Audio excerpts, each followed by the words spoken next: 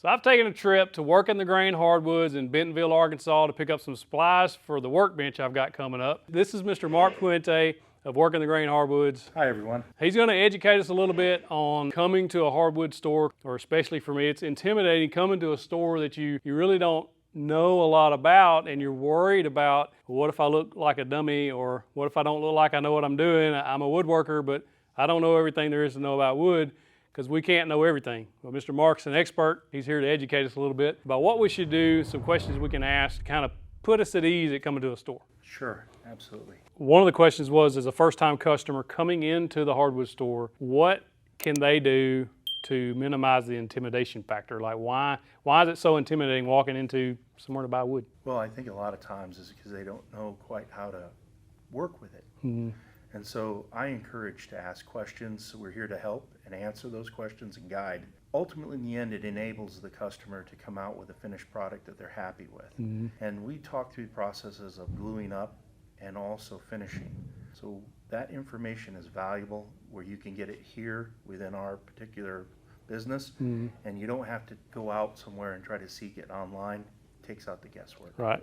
Mr. Mark is an educator at heart, and he knows his stuff. And so if you have a question, feel free to ask him. You can email him or call him. He will answer to the best of his ability, but he'll also, if you have a question on if you're trying to build a certain project, whether that be a table or mallets or cutting boards or whatever, then you can help answer those questions versus what types of wood would be best or not used in a certain project. Right.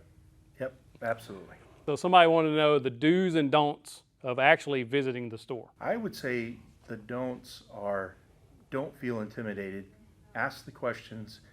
If you're not getting the information that you need, that may not be the outlet for you to purchase from. Right. There are a lot of outlets available. The do's is keep an open mind. And oftentimes, a piece of wood will tell a story, the grain pattern and what you're looking at. For example, this mat right here, this is catalogs. Yeah, that's beautiful. I saw a piece of that a while ago. I love that that's got that. It almost looks like a maple mixed with a walnut or a purple heart or something. And the medullary rays and the formation here, Mm-hmm. plus the sapwood, it tells a story. And that's where you need to keep an open mind when you come into a hardwood store. This is something you won't experience in the home centers. No, you won't. You're not getting anything like that in a home center. So one of the main questions I put it out in the community asking about coming to a store like this was, how do I calculate board feet? And so that was one of the most things, like, it's so confusing to a lot of people on board feet. How do they know what to calculate? How do they know how to calculate it? Can you explain that? Absolutely. So most of your projects, Matt, let's start where you're buying wood from the home centers. Mm-hmm. And that's usually a 2x4. Which we know isn't really a true dimension of a 2-inch by 4-inch. That's right. But it was an industry standard that was started years ago when the mills finally said, we're going to have a full 2-inch by 4-inch and we'll construct it for houses. Mm-hmm. Over time, we were able to take that dimension down to 3.5 by 1.5 inches and then apply some type of a finish like drywall or paneling on the other side of it. So it's now set for houses. That makes sense. When you get into the hardwoods, we induct into a process called board feet. And that is a true 12 inches long by 12 inches wide. And to get a board foot, it should be 1 inch thick. And so if we take a look at this particular piece here, it shows just that. Mm-hmm. But let's say it's not 12 inches wide and it's truly 6 inches wide. It can still be a board foot if it's 24 inches long. So basically, you took the 12 by 12 and stretched it out. Absolutely. And so this would be considered a board foot, and so was the first example. Mm-hmm. Really, the calculation that you're looking for here is board foot. It'll be the thickness, 1 inch, by the width, which is 12 inches, by the length, 12 inches, divided by 144 for square area. Or if you want to do it by 12, you get your board foot area, and that is for your 1 inch thick. So if I'm calculating board feet for a project, which of these two formulas would I use? I would take the bottom. The bottom is the easiest to figure out. So divided by 12. Divided by 12. So a lot of people want to know, if they come to the hardwood store to buy lumber, is it already surfaced 3-size, 4-size? Can you do that for them? How does that work? Yes, absolutely. There are different grades of hardwoods. And when you come in, usually our product line here at Working the Grain Hardwoods is finished on two sides, straight lined on one side, and then it'll be rough on the other. So it would be an F3S. So they can take it and only have to actually mill one side if they're making something small. That's right. They can cut it down to size they need. It makes it easier for the customer to go ahead and handle that wood. And I got a lot of questions on if they ordered from your website, which is wtghardwoods.com. If they order from you on your website, how do they know that they're getting a quality board and not some scrap piece? Absolutely. So wood is a product that's from nature, and it does have knots in it. And to get a quality piece of wood, you should have at least a clear section without knots that should be 66 inches at minimum. And so when they order something from us, we actually take the best part of the tree and that piece of lumber that they have, and we'll cut out that knot and then ship them what they are asking for. So we sell it by the board foot. And you've got a description on how you actually get lumber from a tree, right? Yes, put together for us. So this is a branch of a cherry tree, and this is the center, which is called the pith. And it is the undesirable piece. It's the armpit of lumber. That's right. That's right. And oftentimes, when a lumber mill cuts a log up, they will try to get rid of the pith and maximize the number of boards that they can get out of it. And their goal is to have as much yield as possible. So this is a flat sawn example, and this is a long board, and then this is the two sides that would be on either side of the pith. So what, you got some stuff wrote on there. That happens to be lilac. Okay, so it's just the material. Correct. Or the type of wood. And the date that this log was sawn. So a lot of times when I know to my local lumber store, especially on spruce boards, you see that armpit, as I call it, the little circle, and then if you look on the face of the board, you see that brown streak that's darker than everything else. That's something you want to avoid, right? Like this example right here. This is an example of what you're talking about. Oh yeah, perfect right there's example. The pith. And in dimensional lumber, that will be included in, and this board will move. Early on, I would buy those boards because it had the unique grain look on there, and it would be the first one that would split. As soon as I started messing with it, it would break right in half every time. I'm like, I grabbed the wrong one again. So you got to avoid that. Another main question I got was beginner-friendly hardwoods. Would you recommend a certain species that they would go with if they're just starting out? Yes, walnut is always a fan favorite. Everybody enjoys the color. It's pretty. I like walnut. The purples that you can get in walnut, the white, the contrast of the dark, deep browns that are available, and even sometimes a deep, almost black color. Contrasting to that would be your maple and cherry, which is the medium. It's much like what we have here as an example, the cherry. Those are our go-to boards that you would like to use for domestics. One viewer wanted to know about spalted wood. Where does spalted wood come from? Well, spalted wood is a process of decay in the wood. So it's actually had a chance to set for a period of time, and a fungus is actually growing through the wood. And it starts on the surface, and then it makes its way through into the wood itself deeper. If you were to plane away some of that spalting to dimension it, it would actually disappear unless it sat for a long enough period of time. Really? I didn't know that. So it doesn't actually go all the way through and through. Well, ambrosia is not spalted in a way, right? Yep. I guess in a way it is, but in a way it's not. Or am I wrong? No, ambrosia is from a beetle. And the ambrosia beetle and a fungus that it carries. So it is fungus that kind of, as the beetle moves through, he leaves it behind, I'm assuming? That's correct, and that happens in nature as a natural part of it. And so ambrosia maple, you don't know that you have it until you actually fall the tree and you're able to cut it up. So they're just cutting the maple tree down, thinking they're getting maple, and they start going, I got this stuff. Well, man, ironically enough, the same with bird's eye and figured maple. Wood changes in price. As you have to pay more or less, the prices go up and down based on the market.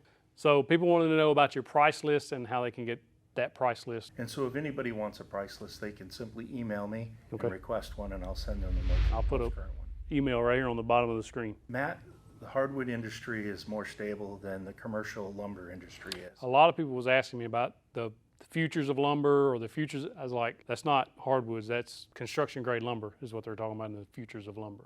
That's right. So the hardwood lumber stays fairly consistent. Back to the online ordering, I had one wanted to know they have a problem with trusting someone they're ordering from. Even some of the bigger retailers, when you're buying lumber online, you don't know what you're going to get. And we talked about that as far as you actually hand select what you're shipping to people. It's not just you grab it off a shelf and throw it in there, because you know what you've got. And if they're wanting a specific size or piece, all they have to do is tell you, and you can help them pick that out. Probably send them pictures.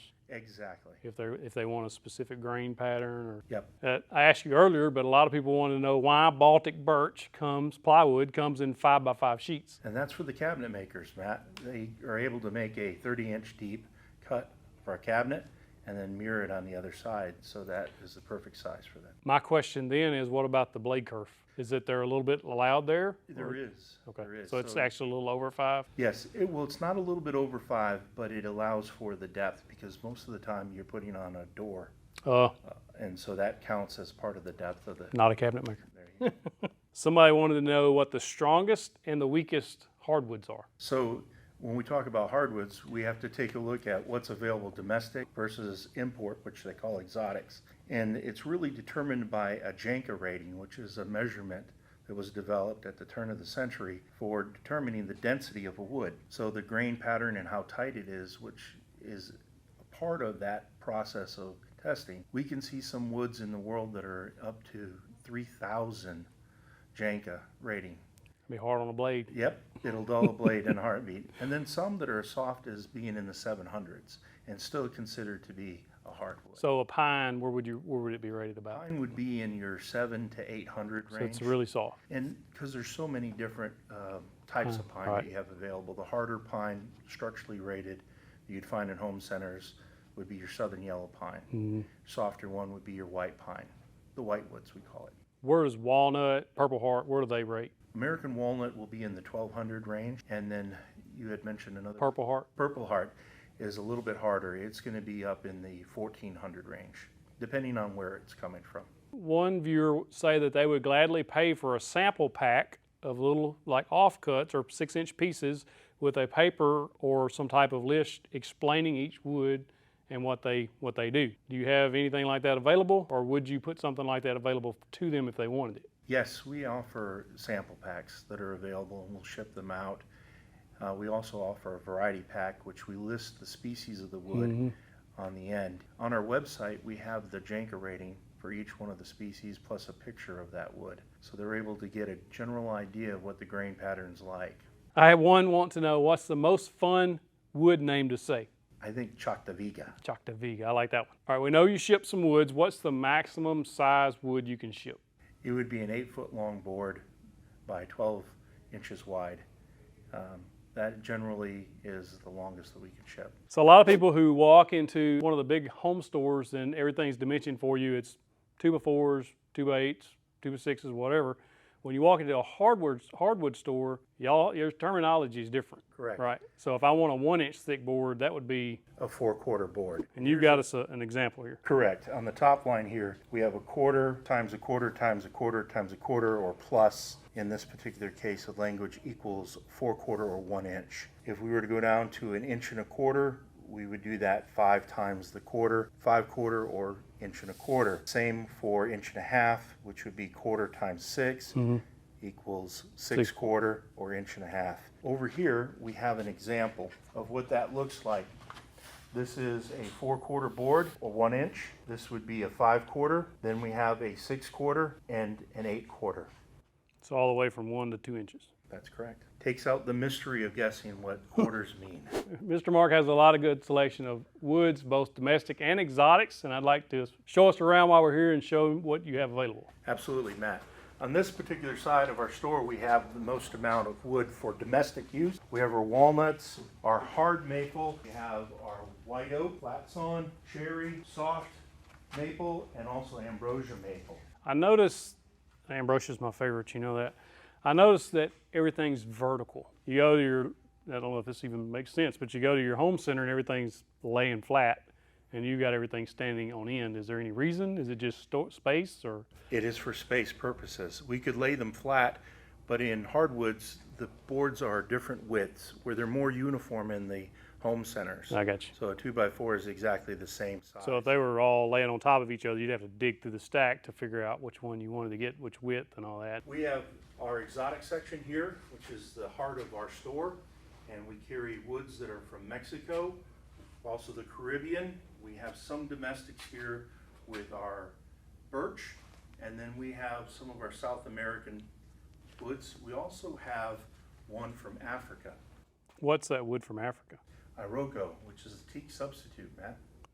And you was telling me that teak is actually on the endangered list, so that's why we have substitutes for it. That's correct. Over here we have Purple Heart, Matt, and that seems to be a favorite for most A lot of people love Purple Heart. Exactly. Now you were telling me about, before we was discussing woods, you were talking about natural oils in the woods that would come out if you didn't do it a certain way, especially like glue-ups. That's correct. On our exotic woods, we encourage you to clean it up. Acetone is a good product to use before you glue up with a tight bond if you're making a cutting board, so that the glue adheres to the fibers of the wood. Because if you don't clean it, plane it, sand it, something, if you glue it up, the oils actually break down the glue and can release That's correct. on your cutting boards or whatever you're making. It's interesting. We have Padauk from Africa. We have Cadillacs. That Cadillacs is, I like that. Amazing. Deep purples, medullary rays, and that's from So Mexico. what would you make out of like that piece? What would you suggest someone, if they come in and they like, I want that, but I don't know what to make? That would be a beautiful musical instrument. It could be a cutting board or charcuterie board. It could be anything you really want it to be. Over here we have yellow wood, which is a substitute for yellow heart, called Mora.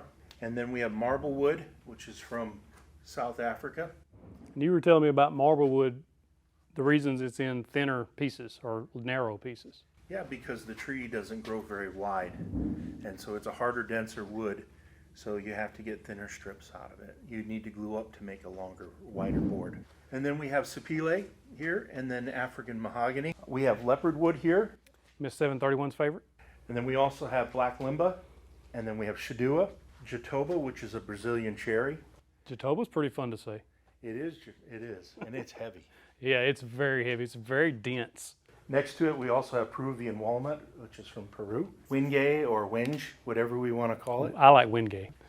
Zebra wood as well. Zebra wood's pretty. And that's And you said it has the veins in there too, the little cracks, I call them. You said they're veins. You would need to seal that with an epoxy or stabilize stabilize it somehow. That is, And then you also have blocks for turning. yeah, pen blanks. We sell them for $2 each, and there's exotic as well as domestic woods that we have. So a lot of fan favorites like a sycamore, Oh yeah. which tends to have quite a lot of medullary rays in it. When you say medullary rays, Those are the grain pattern that you would normally see in like a white oak that's quarter sawn. This is natural in this wood. And so these are affordable if you're turning pen blanks. And this is one of the favorites from the 731. And that this leopard is wood. Leopard wood. So I see like this here is like more elongated, where on the other side it's real tight. Is the grain or the way it's grown? That is correct. So this would tend to be a quarter sawn piece where these rays are able to be showcased. You also, this is something fairly new that we're talking about working a project together. You're wanting to put together bundles, especially for beginners or someone like me who's never made a cutting board, a woodworker has never made a cutting board, to actually be able to buy a bundle pre-cut with different strips, and then I can order these from you from your store or come by and buy these and be able to make a cutting board that's already, I could just rearrange these in whatever pattern my wife likes, right? And designed to your favorite liking.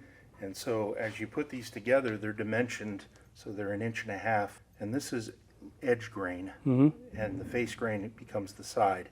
So this would be 1.5 inches, and we have 1/2 inch, and then a full 1 inch pieces that are here. What woods are in these bundles? So this one here is a bloodwood, purple heart, maple, wenge. We have Padauk, another wenge, purple heart, Mora, yellow, and it just repeats the pattern. This is maple, and then walnut, and what's these two? Okay, this is cherry here, and this one is bloodwood. And then this one's pretty striking too, but it's kind of similar to that, but the outside's different. That's Padauk. But you also sell glue and Other products. For each one of the kits that we sell, we include a small 4-ounce bottle of Type Bond 3. so that'd be enough for they could actually glue it up. All they'd need to do is clamp it, let it dry, and then sand it and put some oil on it. That's right. When the wood gets to you, it looks rough. It's in the rustic state. So it still has the edge, live edge on it, things like that? And it has saw marks on it, and we go ahead and plane it down and dimension it. We make it to a F3S and then also an F4S.